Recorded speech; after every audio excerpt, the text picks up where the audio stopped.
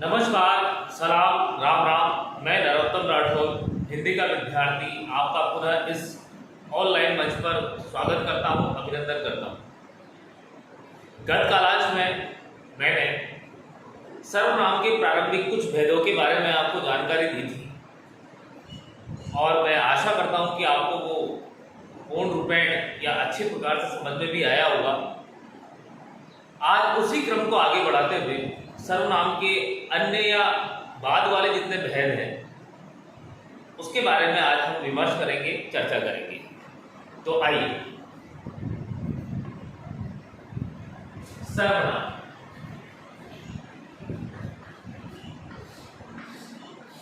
जैसा कि मैंने आपको पूर्व में भी बताया था, सर्वनाम वे शब्द या शब्दार्थ जो संज्ञा के स्थान पर प्रयुक्त होकर अपना अर्थ संज्ञा की भांति ही प्रकट करते हैं, उन्हें सर्वनाम कहते हैं। इससे संबंधित सारे उदाहरण मैंने आपको बताए भी थे और पुरुषवाची, निश्चयवाची, अनिश्चयवाची सर्वनाम मैंने आपको पूर्व में बता दिए थे।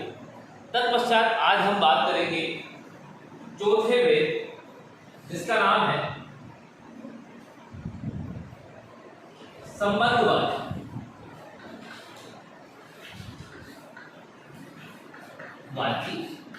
सर्वनाम,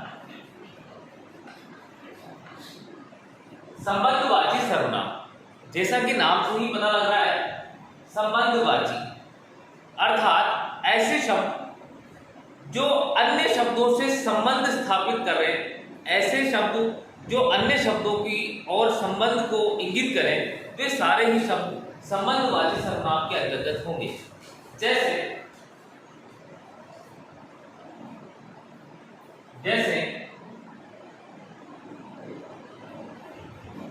जो, सो,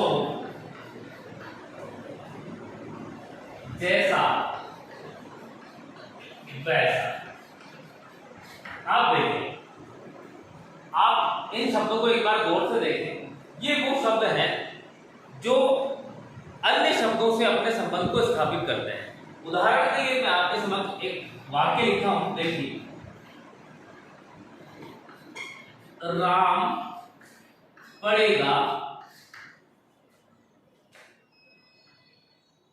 वह सफल हो।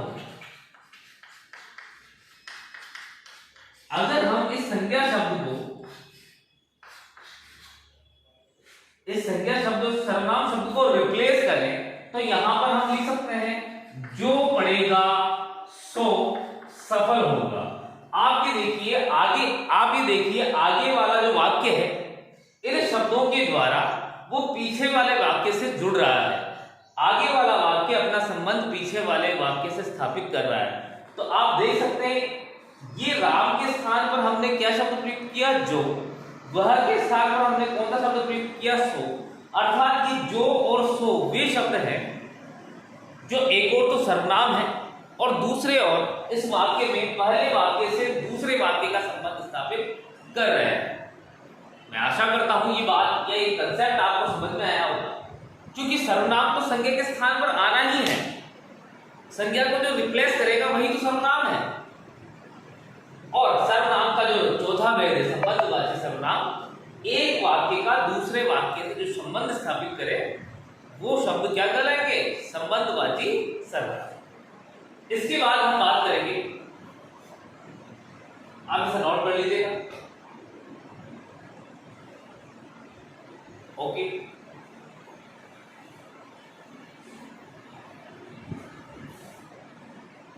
निजवाची वाचक सर्वनाम। आप भी ध्यान रखिएगा, कहीं पर मैंने वाचक लिखा है, कहीं पर वाची लिखा है। दोनों का अर्थ अभिप्राय आशय एक ही है। ठीक है। निजवाचक सर्वनाम, चूंकि नाम से पता लग रहा है, निजवाची जो शब्द खुद के लिए प्रयुक्त किए जाते हैं, खुद के लिए काम में लिए जाते हैं, वो सारे ही शब्द निजवाचक सर्वनाम में आएंगे। उदाहरण या जैसे मैं बताता हूं, आप जैसे वो कौन कौन से शब्द हैं देखिए। स्वयं, आप, खुद। अब अब ये तीनों वो शब्द हैं जो स्वयं यदि मैं को रिप्लेस करेंगे। किसको रिप्लेस करेंगे? मैं को रिप्लेस करेंगे। ये तीनों वो शब्द हैं जो स्वयं या मैं को रिप्लेस करेंगे। उदाहरण के लिए मैं आपको बताता हूं। देखते हैं, मैं बाजार गया, मैं वहां से वापस आया।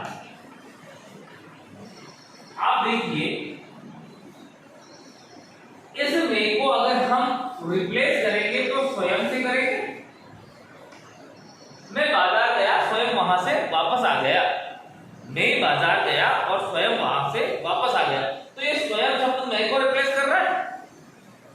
या अगर कोई नाम होता है, हालांकि मैं भी सर्वनाम ही है, लेकिन यह मैं का मतलब कोई नाम मान के चलिए। आप जैसे मान लीजिए ये यहां पर राम लिख दिया, यहां पर राम लिख दिया और यहां पर भी मैंने वापस राम लिख दिया। अब आपको विशेष रूप से समझ में आएगा। राम बाजार गया, ठीक है, संज्ञा शब्द। राम वहां से वापस आया। अब बार बार राम है, चूंकि संज्ञा शब्द है, इसको हमें निजवाचक सर्वनाम से रिप्लेस करना है। निजवाचक सर्वनाम ये बैठे, स्वयं, आप, खुद। तो आप देखिए, इस राम की जगह अगर स्वयं लिख दें, इस राम की संज्ञा शब्द को अगर हम इस सर्वनाम से रिप्लेस कर दें तो देखिए अर्थ वही आएगा। राम बाजार गया, स्वयं वहां से वापस आ गया। मतलब राम जो है एक बार बाजार जाता है, वापस वहां से आ जाता है। और उदाहरण देखिए,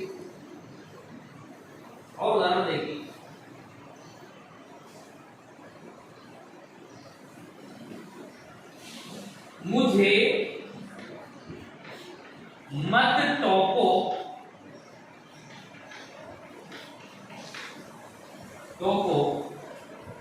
मैं आप काम कर लूंगा।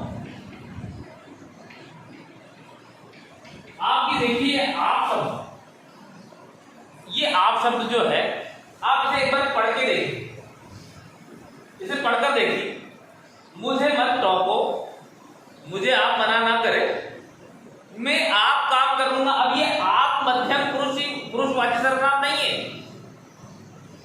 वैसे मैंने आपको पुरुषवाची सर्वनाम में बताया था आप का मतलब भाव आपको देख रहा है कि दूसरा व्यक्ति है, आप मत जाइए, तो वो मध्यम पुरुषवाची सर्वनाम है। लेकिन यहां पर ये आप जो शब्द है, मुझे मत टोको, मैं आप चला जाऊंगा, मैं आप काम कर लूंगा, मतलब है मैं अपने आप कर लूंगा, मैं अपने आप काम कर लूंगा। तो ये आप शब्द किसी अन्य के लिए नहीं है, ये आप शब्द किसके लिए है? स्वयं के लिए। अतः यह निजवाचक सर्वनाम है। मैंने दो उदाहरणों के द्वारा आपको ये स्पष्ट किया है। आशा करता हूं आपको ये चीज समझ में भी आई। आगे देखिए, इसे नोट कर लीजिए।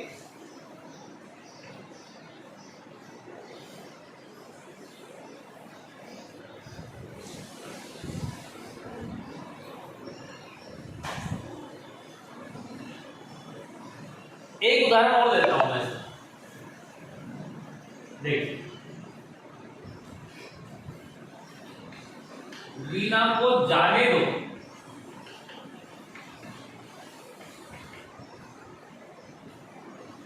वह स्वयं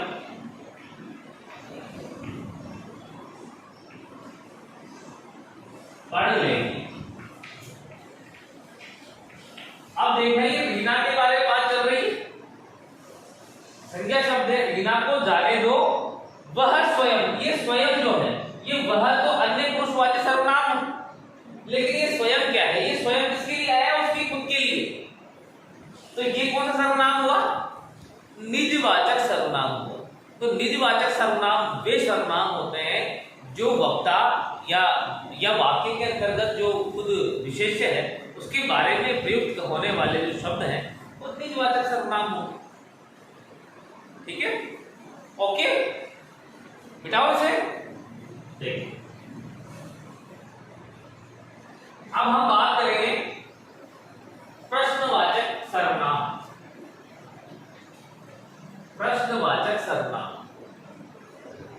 ऐसे शब्द जो आपको या ऐसे शब्द जो वाक्य में प्रश्न करें या प्रश्न द्योतक शब्द जो प्रयुक्त होते हैं वो सारे के सारे शब्द प्रश्नवाचक सर्वनाम कहलाते हैं। जैसे देखिए, कौन,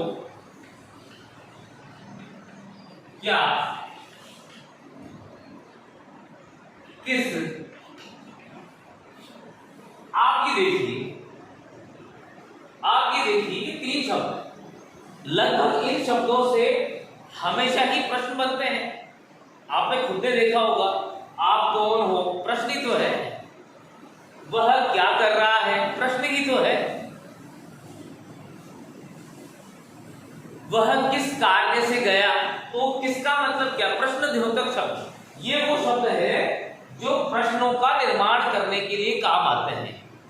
अब इससे रिलेटेड आपको मैं उदाहरण बताता हूं। देखिए उदाहरण,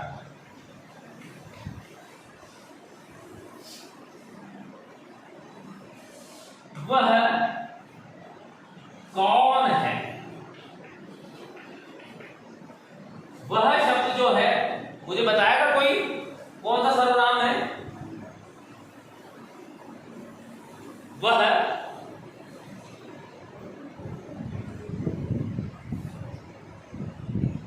बोलिए। अन्य पुरुषवाचक। अब ये कौन जो शब्द है ये कौन सा सर्वनाम है? प्रश्नवाचक। समझ में आया आपको? आपको इसी प्रकार वाक्य मिलेंगे और आपको अंडरलाइन करके बताया जाएगा, भाई आप इसे डिफाइन करेंगे क्या है, तो आएगा अन्य पुरुषवाचक। ये कहा जाएगा, ये बताइए क्या है, तो आपको बताना है ये प्रश्नवाचक सर्वनाम। और देखिए, राम क्या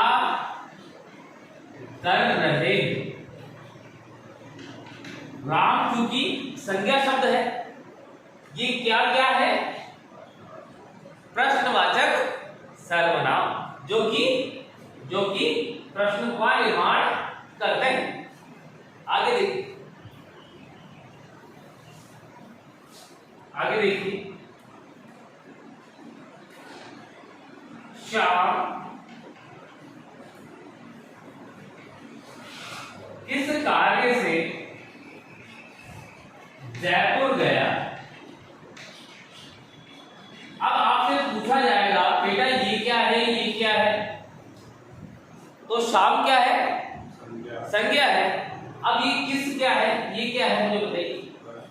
प्रश्नवाचक सर्वनाम। इसी सर्वनाम से प्रश्न बन रहा है और इसका ही उत्तर आएगा। शाम पढ़ने के लिए जयपुर गया, तो पढ़ने के लिए जयपुर गया, उस शब्द को डिलीट करके हमने क्या प्रश्न बनाया है? किस। तो ये किस क्या है? सर्वनाम है। और कौन सा सर्वनाम है? प्रश्नवाचक सर्वनाम। समझ में आया? मैं आशा करता हूं आपको ये तीनों प्रकार के सर्वनाम अच्छे से समझ में आए होंगे। आप एक या दो बार इसे देखिएगा, आप मेरे भाव आशय अर्थ को समझ जाएंगे किस प्रकार। वैसे इतना टिपिकल कुछ नहीं होता, हम अगर ध्यान से पढ़ेंगे तो बहुत सारी इजी चीजें हैं। तो इसी के साथ ये जो तीन भेद मैंने बताया आपको, आप थोड़ा अध्ययन कीजिएगा, देखिएगा। ओके, अब हम इसी क्रम को आगे बढ़ाते हुए कल विशेषण के बारे में चर्चा करेंगे।